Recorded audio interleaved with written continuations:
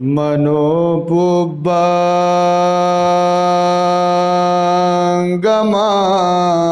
धम्मा मनोसिट्ठा मनोमया मनसाचे पदुठेन भासति वा करोति वा ततो नंग दुःखमन्वेति चक्कं वहतो पदम् मनोपुब्बंगमा धम्मा मनोसिट्ठा मनोमया मनसाचे प्रसन्नेन भासति वा करोति वा ततो नंग सुखमन्वेति छायाव अनपायिनी।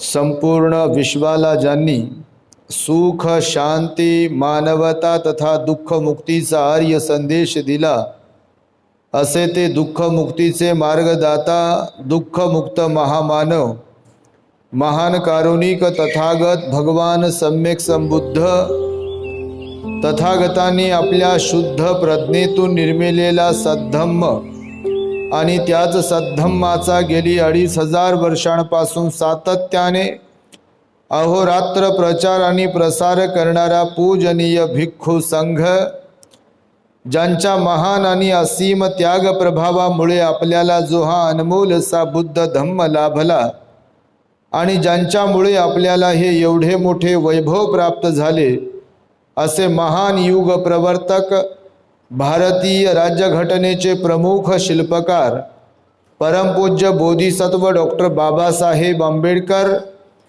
आणि सर्वच परिवर्तनवादी संत महापुरुषांच्या महान अशा विचारांना स्मरून आज या वर्षावास पर्वातील महान मंगलमय दिनी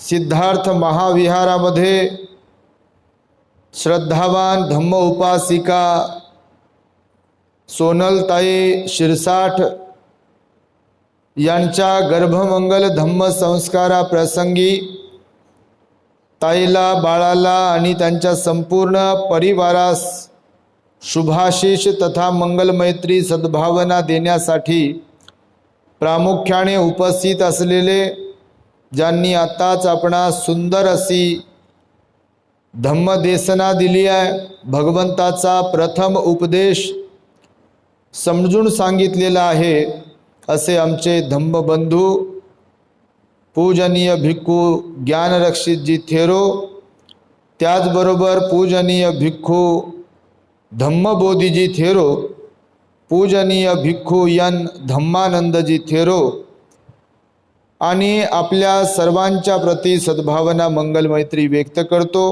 बराच वेळापासून आपण इथे उपस्थित आहात। आम्ही औरंगाबादवरून इथे निमंत्रित आहोत। ताईंची त्यांच्या परिवाराची इच्छा होती भिक्षू संघ आमच्या परिवारामध्ये यावा। त्या निमित्ताने भिक्खू संघाला कास्या चिवर आदी दान भोजनदान आमच्याकडून प्राप्त व्हावे आणि उपस्थित जनांना बुद्धाची देशना श्रवण करण्याची संधी प्राप्त व्हावी। खरं तर हा जो संस्कार आहे ज्याला गर्भमंगल धम्म संस्कार म्हणून संबोधल्या जाते हा अत्यंत महत्त्वाचा संस्कार आहे। कारण जेवढे गृहस्थ लोक आहेत या धर्तीवर त्या सर्वच गृहस्थांच्या मनामध्ये एक भाव असतो की आपल्याला संतती असायला पाहिजे, मूलबाळ असायला पाहिजे। जेव्हा कधी कुणी एखादी भगिनी स्त्री माता तिला संतान नसेल मूलबाळ नसेल तर समाजामध्ये तिच्याकडे वक्र दृष्टीने पाहिल्या जाते, तिला कमी लेखल्या जाते आणि तिच्याबरोबर दुजा भाव ठेवल्या जातो। परंतु जेव्हा कधी कुणाच्या परिवारामध्ये एखादं बाळ जन्मास येणार असते, एखादी माता भगिनी जेव्हा गर्भवती असते, तेव्हा मात्र जेव्हापासून गर्भवती झाली आहे एखाद्या कुटुंबामधली एखादी स्त्री, तेव्हापासून घरच्या परिवाराच्या सर्व लोकांचा आनंद द्विगुणित होत असतो. बाळ अजून जन्मायचं बाकी असते, बाळाचा जन्म व्हायचा बाकी असतो, परंतु त्याच्या येण्याचा जो आनंद आहे तो त्याच्या येण्यापूर्वीपासून सर्वांनाच असतो. घरातली म्हातारी माणसं, आजी आजोबा ज्यांना म्हणतात, तेही आनंदी होतात. माहेराकडची माणसंही आनंदी होतात आणि सासरची माणसंही आनंदी होतात. ती स्वतः माता जी विविध प्रकारच्या वेदना पीडाग्रस्त असते त्या दरम्यान, परंतु तरी सुद्धा त्या सर्व पीडांवरती वेदनांवरती मात करून ती बाळाच्या येण्याची प्रतीक्षा करत असते आणि त्या बाळाच्या प्रतीक्षेमुळे सुद्धा ती त्या दुःखावर एके प्रकारे मात करून आनंदीच असते, जरी तिला काही शारीरिक त्रास होत असेल तरी सुद्धा देखील. आणि म्हणून गृहस्थ लोकांसाठी भगवान म्हणतात संतती सुख आहे, संतती जन्मास येणे हे सुख आहे. तर मग जर संतती सुख आहे तर भगवान बुद्ध म्हणतात की प्रत्येक माता पित्याची एक इच्छा असते की आमच्या कुटुंबामध्ये जन्माला येणारं जे काही बाळ आहे ते सुसंस्कारी, सद्गुणी, गुणवान बाळ असायला पाहिजे. कुण्यातरी आई वडिलांना, माता पित्यांना असं वाटत असेल का की आमच्या परिवारात कसंही बाळ जन्मास येऊ? कुणीही असा विचार करत नसेल.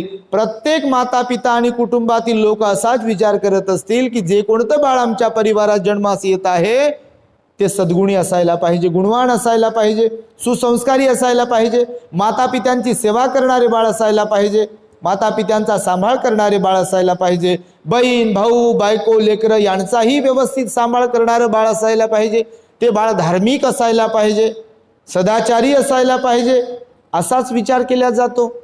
परंतु बुद्ध म्हणतात या जगामध्ये, या विश्वामध्ये आपोआप काहीच घडत नाही. आपोआप कोणतीही गोष्ट घडत नाही. जर कोणी चांगलं बनत असेल तर त्यालाही कारण आहे आणि जर कोणी वाईट बनत असेल त्यालाही कारण आहे. विनाकारण ना कोणी चांगलं बनते, विनाकारण ना कोणी वाईट बनते. बाबासाहेबांवर त्यांच्या वडिलांनी सुसंस्कार टाकले, शिक्षणाची गोडी लावली. रात्रीच्या 2-2 वाजता बाबासाहेबांना त्यांचे वडील उठवायचे, हे आपण वाचलंय. सकाळच्या 6 पर्यंत त्यांच्याकडून अभ्यास करून घ्यायचे, सकाळी पुन्हा आंघोळ पांघोळ करून ते स्कूलमध्ये जायचे. अभ्यासाची गोडी निर्माण केली. बाबासाहेब म्हणतात माझ्या वडिलांनी माझ्यामध्ये अभ्यासाची गोडी निर्माण केली, म्हणून मी एवढ्या डिग्र्या घेऊ शकलो, एवढं शिक्षण घेऊ शकलो, त्यावेळेसच्या तशा हलाखीच्या परिस्थितीमध्ये शिकू शकलो. परंतु माझ्या वडिलांनी केवळ मला शिक्षणाचीच गोडी लावली नाही आहे, तर माझा धार्मिक पिंडही घडविला. वडीलधाऱ्यांशी कसं वागावं, माता भगिनींचा कसा विचार करावा, रंजल्या गाजलेल्यांचा विचार कसा करावा, दीन दुबळ्यांचा, गरिबांचा कसा विचार केला पाहिजे, आपल्यापेक्षा जे गरीब आहेत, दुःखी आहेत, त्यांच्या दुःखाला आपण कसं वाटून घेतलं पाहिजे किंवा त्यांच्या दुःखाला आपणही कसं सामोरं गेलं पाहिजे, आपण त्यांचं दुःख हलकं करण्यासाठी कसे सहाय्यक बनले पाहिजे, यासाठी सुद्धा माझ्या वडिलांनी माझ्यावरती सुसंस्कार टाकले, मला डिसिप्लिन शिकवलं, शिस्त शिकवली. आणि म्हणून की काय, मी बुद्धाला स्वीकारू शकलो. जर माझ्या वडिलांनी केवळ शिक्षणाचीच गोडी लावली असती मला, तर यदा कदाचित मी शिकलोही असतो, उच्च शिक्षित झालोही असतो. परंतु आज जो मी बुद्ध धम्म स्वीकारू शकलो आहे, यदा कदाचित ही गोष्ट मी करू शकलो नसतो जर माझ्या वडिलांनी मला चांगलं काय, वाईट काय, धार्मिकतेचं महत्त्व काय ह्या गोष्टी शिकवल्या नसत्या, समजवल्या नसत्या तर. आणि म्हणून मी हे यासाठी म्हणून सांगतोय की मुलं जन्माला घालणे ही एक नैसर्गिक गोष्ट आहे. जसे पशु पक्षी प्राणी त्यांची पिल्लं जन्माला घालतात, कोणी अंडी देऊन पिल्लं जन्माला घालतात, कोणी अशा स्तनपान करणारे प्राणी असतात तेही बाळाला जन्माला घालतात. परंतु प्राण्यांमध्ये, पशुपक्ष्यांमध्ये आणि माणसांमध्ये मोठा फरक आहे. मनुष्याला मन आहे, चांगलं काय वाईट काय योग्य काय अयोग्य काय, दान काय, कंजूषपणा काय, शील काय, सदाचार काय, हे मनुष्याला समजू शकते, जगातील दुसऱ्या कोणत्याही प्राण्याला समजू शकत नाही. ते दिसायला जरी सुंदर असले तरी ध्यान मनुष्यच करू शकतो. प्राणी कितीही मोठे असतील लहान असतील, शील पालन मनुष्यच करू शकतो. प्राणी कितीही मोठे असले तरी दान पुण्य मनुष्यच करू शकतो. आणि मनुष्य भूमी ही सर्वश्रेष्ठ भूमी आहे. त्यामुळे या मनुष्य भूमीमध्ये आलेला असताना आपण आपल्या मुलाला घडवणे, ते उदरात असताना ज्या दिवशी गर्भधारणा झाली आहे, तुम्ही बुद्ध आणि त्यांचा धम्मग्रंथ काही माता भगिनींच्या हातात दिसतोय, आपण वाचला असेल, ऐकला असेल, तर बाबासाहेब लिहितात, जेव्हा महामाया आणि राजा शुद्धोधनाचा सहवास घडला आणि जेव्हा समजलं की महामायेला दिवस गेले आहेत, ती गर्भवती राहिली आहे, तेव्हा महामायेने आणि राजा शुद्धोधनाने नगरातल्या सर्व लोकांना, कुणाला घर, कुणाला अन्न, कुणाला वस्त्र, कुणाला काय कारशापण वगैरे म्हणजे पैसे वगैरे दानामध्ये वाटले होते. तो जो 7 दिवसांचा सण उत्सव त्यांनी साजरा केला, त्या दरम्यान दान पुण्य केल्या गेलं, व्रत वैकल्य त्या काळामध्ये त्यांच्याकडून केल्या गेलं आणि बाळाच्या येण्याचा एक आनंद साजरा केला गेला. त्यानंतर देखील आपण पाहतोय की जरी महामायेचा मृत्यू लगेचच झाला सिद्धार्थाच्या जन्मानंतर, परंतु महाप्रजापती गौतमीने अगदी फोड्याप्रमाणे सिद्धार्थ गौतमाला जपले, त्याच्यावरती चांगले संस्कार टाकले.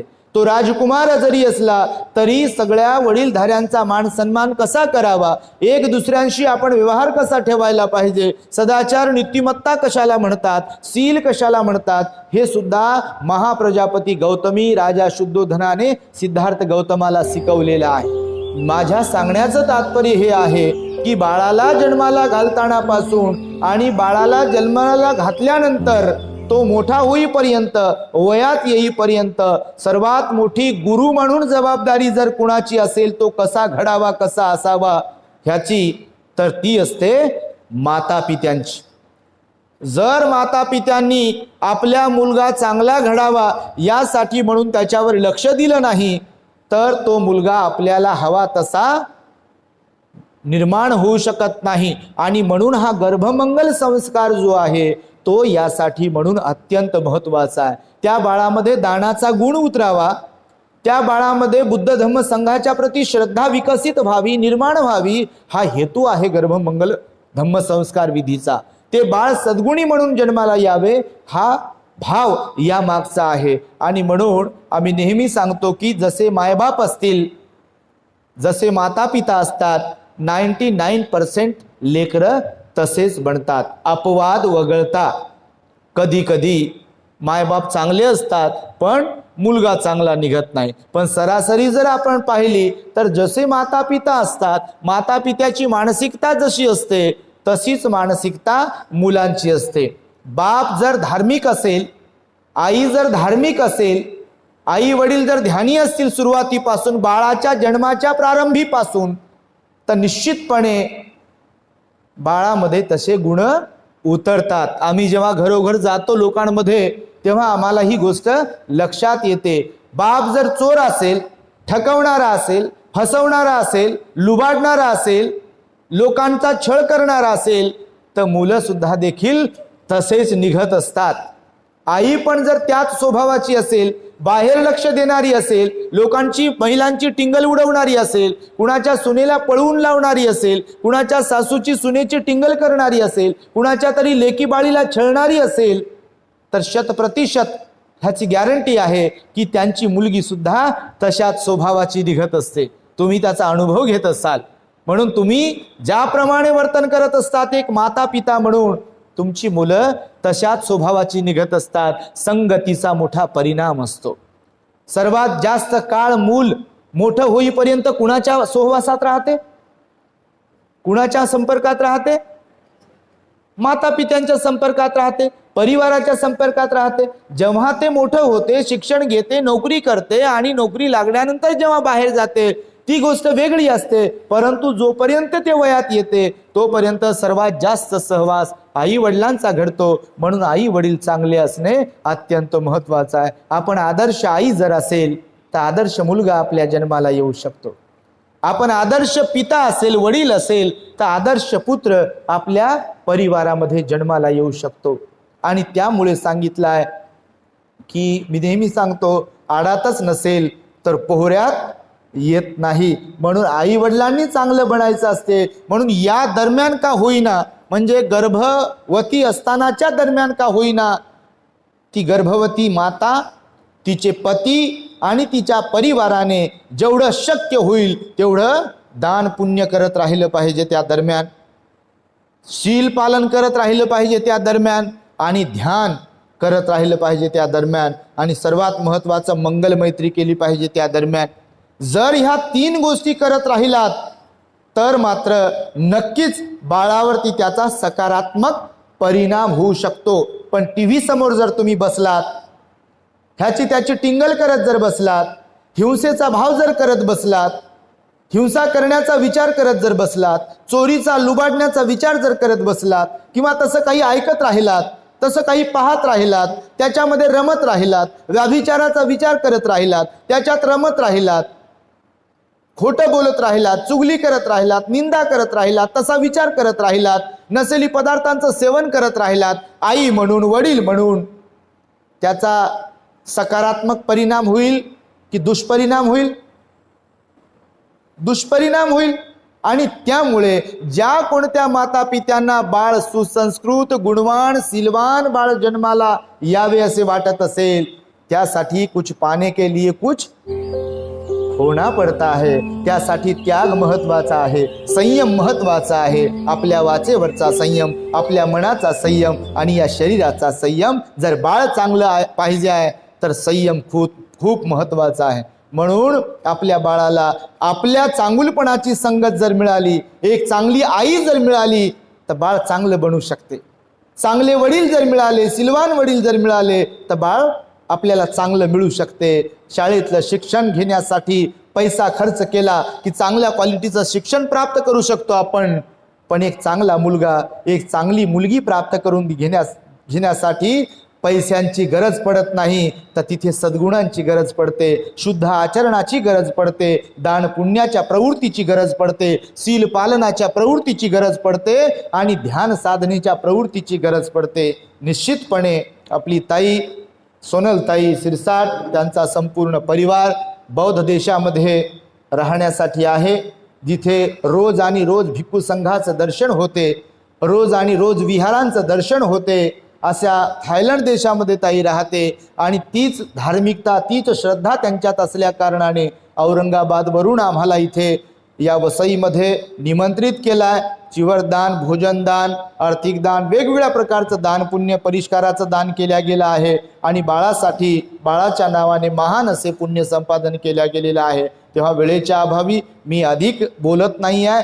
तेव्हा हा जो उपदेश आहे आपण ध्यानात ठेवावा, स्मरणात ठेवावा, आणि या योगी आपल्या जीवनाला सकारात्मकतेकडे घेऊन जावे. या उपदेशाच्या अन्वये आणि आपल्या परिवाराकडून जे म्हणून काही दान पुण्य केल्या गेलं आहे, ह्या संपूर्ण दानाच्या, शीलाच्या, धम्माच्या प्रभावाने बाळास निरोगी आणि उदंड आयुष्य लाभावे. सुसंस्कारी, गुणवान, श्रद्धावान बाळ आपल्या परिवारामध्ये जन्मास यावे. त्या बाळाला, त्याच्या माता पित्याला निरोगी उदंड आयुष्य लाभावे, आणि आपणास सुद्धा सुख शांतीचे जीवन प्राप्त व्हावे. यासाठीची मंगल आणि उदात्त कामना व्यक्त करून मी माझ्या शब्दांना इथे पूर्ण विराम देतो आहे.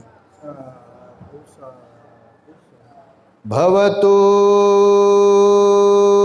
सब मंगलम रक्षन्तु सब देवता सब बुद्धानुभावेन सदा सुखी भवन्तु ते.